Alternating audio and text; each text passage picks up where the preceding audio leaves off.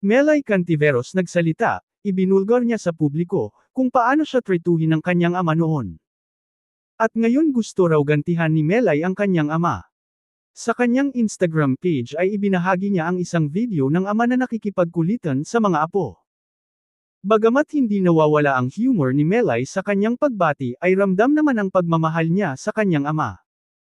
Happy Father's Day sa stepfather ko na kamukhang kamukha ko daw talaga, panimula ng TV host comedian.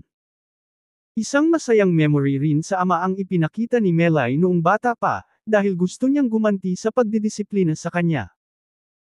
Ani Melay, long time ago dahil lagi ako nabubugbog, napapalo at napapagalitan, kaya sabi ko sa self ko, para makaganti pag tinatanong ako ng classmate ko, kung sino siya, sabi ko stepfather ko siya, dahil na rin sa mga teleserye na napapanood ko, disclaimer hindi lahat stepfather ganun ha, maraming mababait, chika ng PBB host.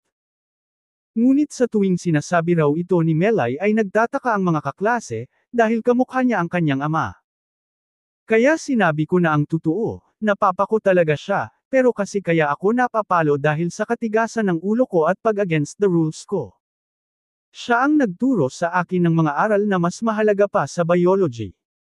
Huwag mainggit, huwag mangapak ng tao, huwag magsinungaling, huwag mangutang, makontento sa kung anong meron. Lahat ng yan sa kanya ko natutunan, pagpapatuloy ni Melay. Inilarawan rin niya ang ama na parang psychologist dahil alam agad nito ang nilalaman ng puso at isip nila.